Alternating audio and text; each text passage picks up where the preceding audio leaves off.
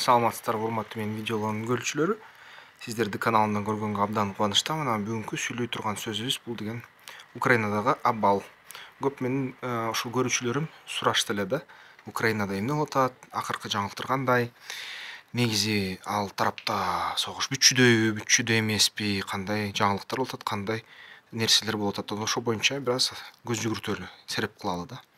Чын эле мен бир видео жаздым эле, Украинада согуш качан бүтөт деген. Анан менин прогноздорум эгерде карасам дайыма 80-90% аткарылат экен да. Анан ошол аткарылган прогноздордун бири да ошол болду. Ошол жерден айткам, эгерде шарттар өзгөрсө, 3 жолу бар, анан 3 жолдон 2 жолу аябай узак уланат согуш деп. Анан ошол айтылган варианттарда эле ушул согуш узак уланып баштады да. Анан кана эмесе көрөлү кандай эмне болуп жатканын.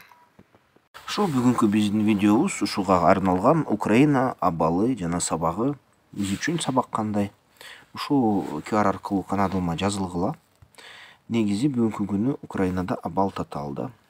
Абал Украинадагы болуп жаткан мындайынан эгерде жаңылыктардын баштары менен караса, серепчилердин айтканы менен караса, абалы чатак болуп турат. Анан мисалы үчүн ушу бүгүнкү күнү Зеленский аша чап кеткен деп айтылат да. Мисалы үчүн 23 февралдын 23 жылдын 27 февралында Зеленский баягы жетиштүү түрдө батыш өлкөлөр бизге курал бербей атасыңар деп айткан болчу да. Эгерде ошентсеңер, эгерде бизге каршы чыксаңар, Путинге болушсаңар, анан мен сунуш кылган тынчтык формуласын кабыл албасаңар, анда менин кудуретим жетет, мен дүйнөлүк саясатчы болдум. Керек болсо мен силердин өлкөңөрдө президент болчу даймын. Ошон үчүн менин сөзүмдү айтсам, силердин шайлоочуларыңарга мен айтсам, силерди шайлабай коет экинчи. Силердин шайлоочуңар өзүңөрдөн баш тартат деген сөздөрдү айткан да. Ошондо көп кишилер айтып кеткен. Зеленский аябай күчтүү сөздү өзүнө алып атат депчи, анан көп баягы дүйнө батыш лидерлерине аябай чучугуна тийип кетчүдөй, өзүнөлөрүнө кыжырына келчүдөй мындай сөз айтып иди деп айтышты да. Ушундай сөздү айтпаш керек болчу. Бул деген баягы Times журналы чыгаргандан кийин, Зеленскийди баатыр кылып көрсөткөндөн кийин, балким баягы Зеленскийдин өзүнүн өзү сезүүсү абдан өзгөрүп кетсе керек. Өзүн өзү баягы Кудай сезип, аябай күчтүү адам сезип, анан такыр баягы реалдуулукту сезбей калса керек деген ойлор болду да. Анан ошо көп серепчилер аны айтышты. Баягы Кудай деген адамды жазалайм десе, биринчи бүт кудуреттин баарын колуна жыйнап берет, анан баягы ал адамдын мурду асманды карап баштаганда акылынан алып коет деп айтышат да. Мурунку байыркы биздин баягы ата бабалардын сөзү ушундай болчу. Ошондой болуп кеттиби?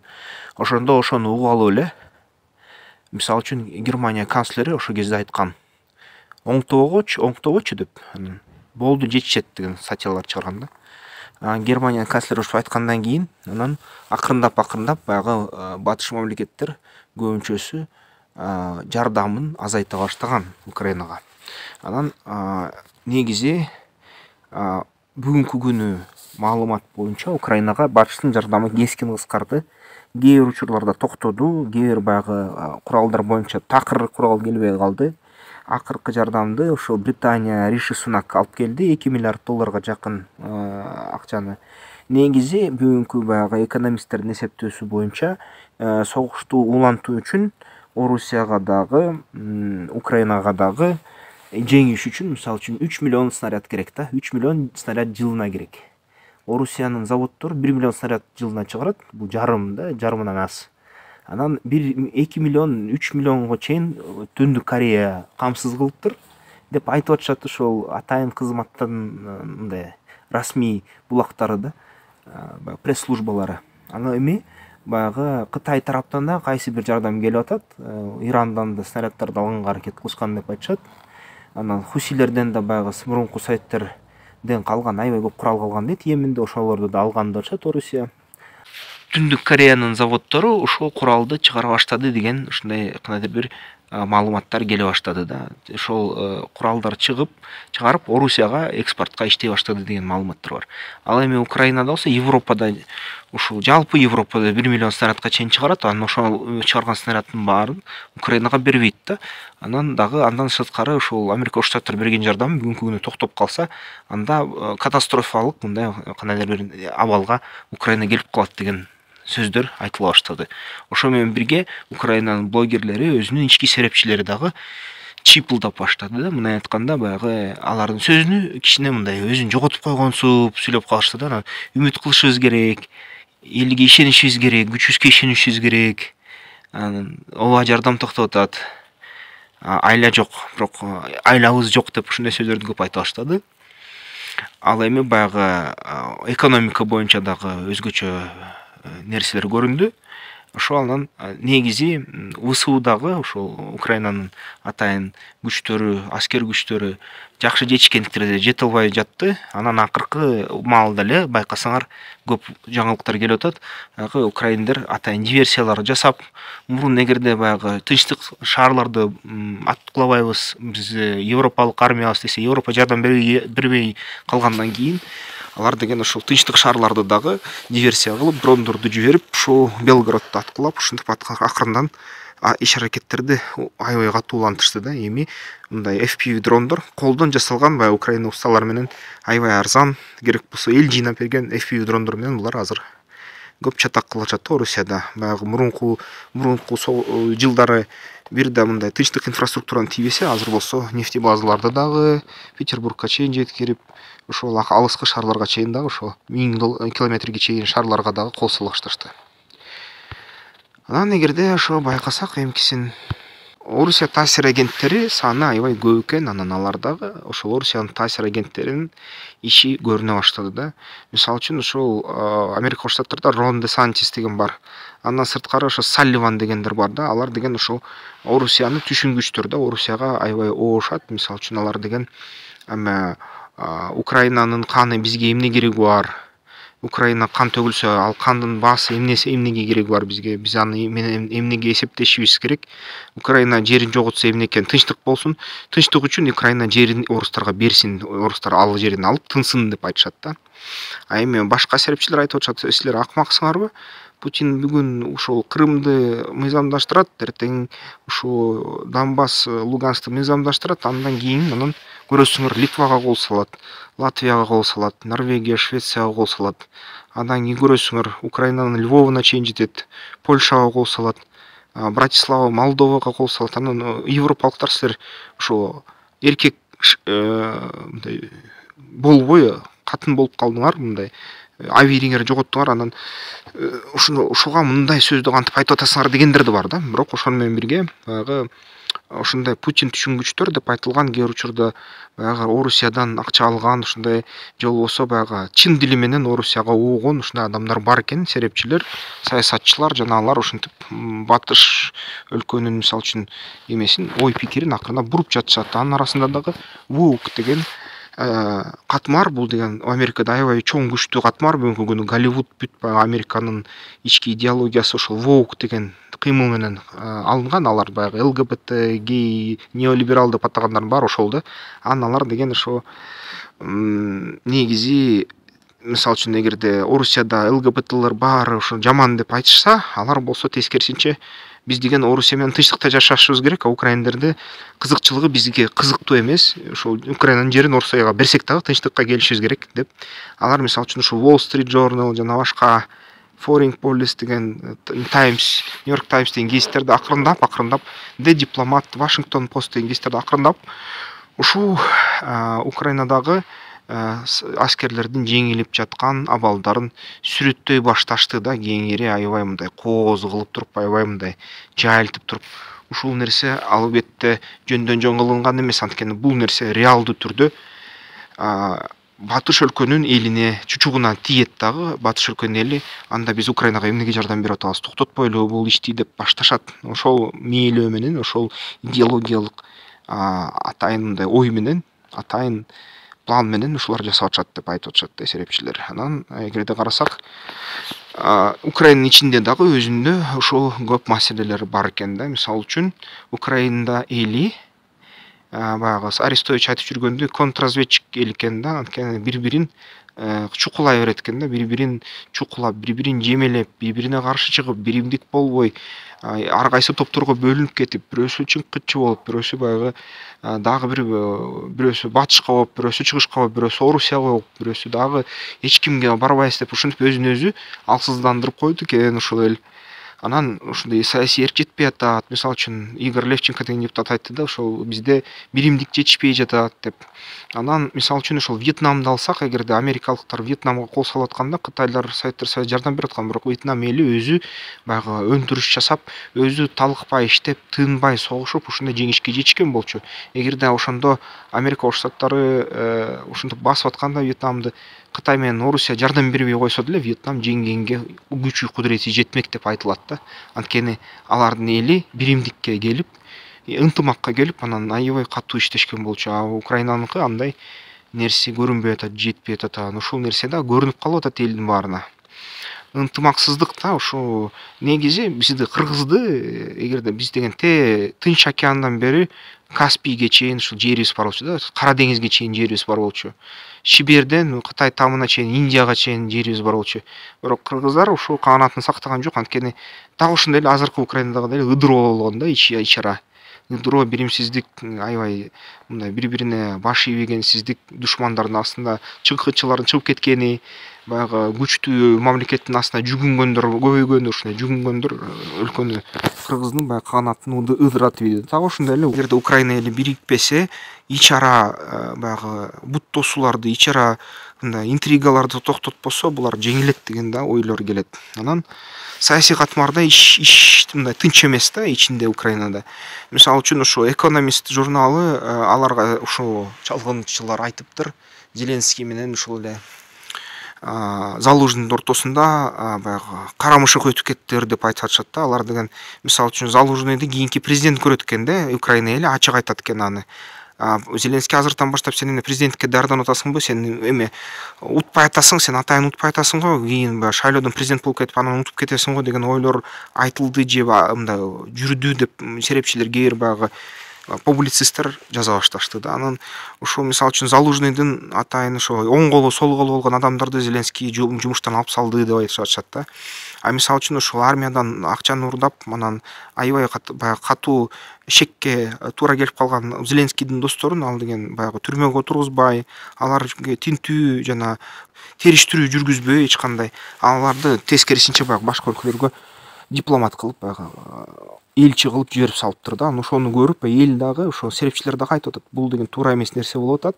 Бул деген эгерде башында аябай сонун голливуддук мындай история болуп келатса, эл Зеленскийдин эрдиги, Зеленскийдин команданын эрдиги, баягы бизге дары керек, бизге качууга билет керек жок деген сөздөрүн эгерде мындай көрүнсө азыркы тапта кайрадан деле саясий интригалар, саясий бири-бирин чукумай, жемей, мындай туура эмес иш баратат деп айтып атышат да серепчилер.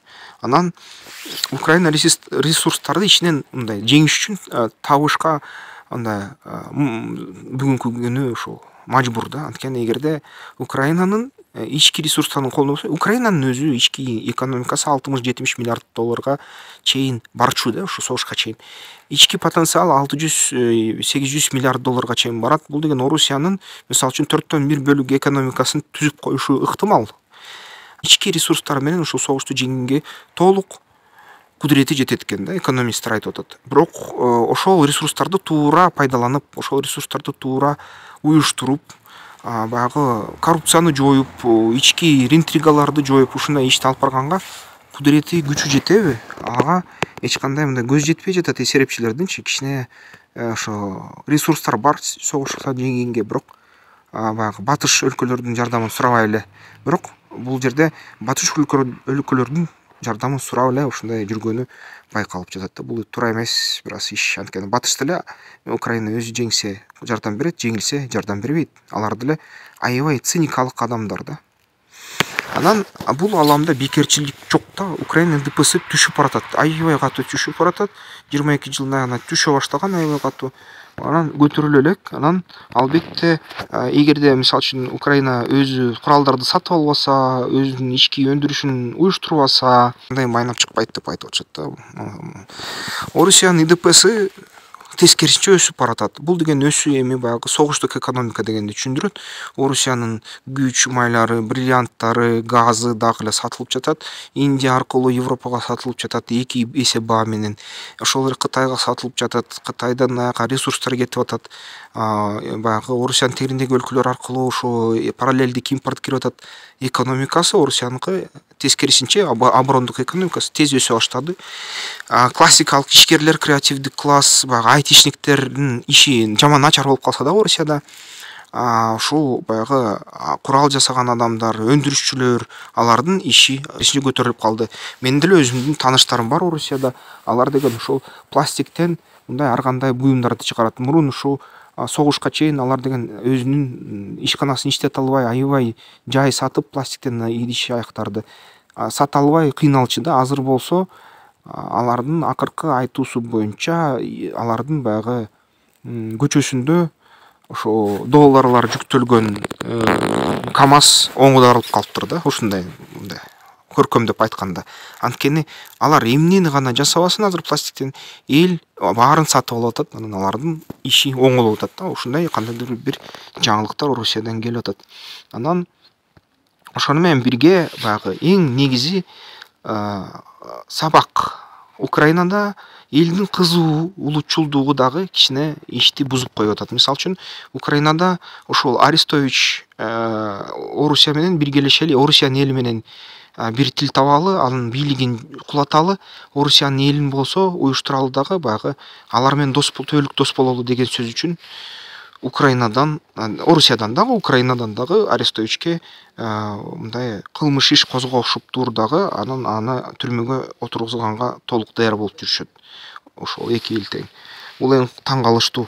Ошону менен эле бирге мисалы үчүн ошол айтылып атат, америкалык бир журналист ошо Орусияга аябай оогон, Украинада жүрүп, Украинадагы репортаж тартып, украиналыктарды жаман көрсөтүп, орустарды жакшы көрсөтүп, ушундай жүргөн журналистти Украинанын атайын кызматтары кармалыптыр дагы. Анан аябай баягы ооручан экен, өзү деле баягы дарыларга бербей мындай өлтүрүп салыштыр да баягы.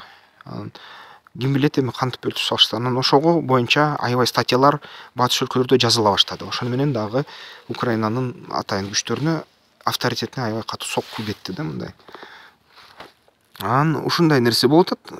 Анан ушул аша чепкен улутчулдук дагы жаман да. Аша чепкен улутчулдук дагы башка бөтөн өлкөлөргө жакпай, бөтөн өлкөлөр да жардамын токтотот экен.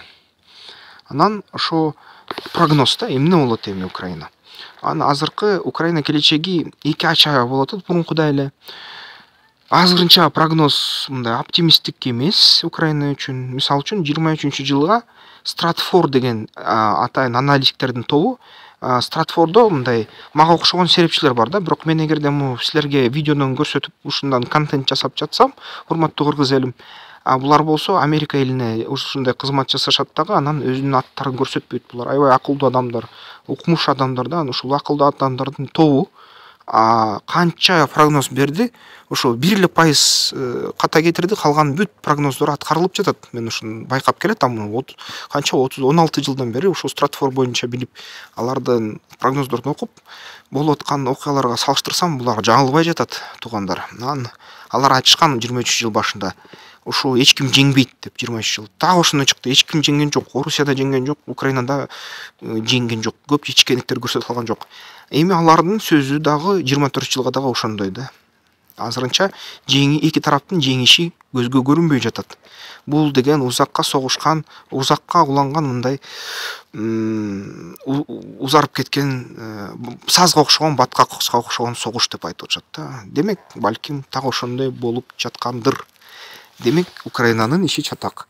Украинанын аракети канча болсо да, эрдиги канча болсо дагы, Орусиянын экономикасы жеңип жаткандай, Орусиянын дагы калкы жетиштүү болгондой, Орусиянын майда калктарын баягы согушка жиберип өлтүрсө дагы, барыр Украинанын канын сооруп салгандай да Орусия. Ошон үчүн дагы 24 жыл 25 жыл, балким дагы 27-28 жылга чейин уланып, ортосундай кыска тынчтыктар болуп, бул негизи нерсе андан ары уланып кете бериши ыктымал болуп жатат. Андан ары дүйнөлүк согуш болуп кеткен жатат. Анткени байкап атасыңар өзүңөр деле, хуситтер, башкалар ушундай Йемен, тиги араб өлкөлөрү, Иран тегерегиндеги согуш, Кытай, Тайвань, ушул Африка, Колумбия, Гватемала, ошо Эквадор сыяктуу нерселер тынчыбай атат да. Анан бул деген дүйнөлүк согушка айланып баратат акырындап. Анан бизге кандай таасир жасап жатат ушул нерсе? Анан айтсат эле, баягы ой Кыргызстанга да жаман болуп атат деп, бирок андай айта албайм.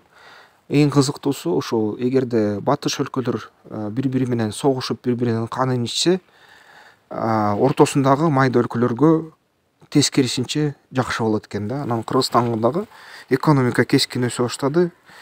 Биздин ВВПбыз ушул эгерде 23-жылды карасак өстү 10 миллиардка чейин. Анан азыркы баягы алдын ала турган прогноздор боюнча ошо дагы өсөт да. Мисалы үчүн ошо Орусиянын экономисттеринин айтуусу боюнча Кыргыз Республикасынын экономикасы дагы кескин өсөт. Бизге иштеш керек да, мындай айтканда жакшы болуп атат. Эми кыйын да, бир жактан ошо аябай ушундай зилзала болуп атса, башка өлкөлөргө кандайдыр бир жакшылык тийип атат да. Эми ошонун жаратылыш ошондой экен. Ошо каналды колдойм десеңиздер, колдоп бериңиздер. Бул каналды андан ары улантканга, өрчүткөнгө түрткү болот жакшы. Анан эмки видеолордон көрүшкөнчө.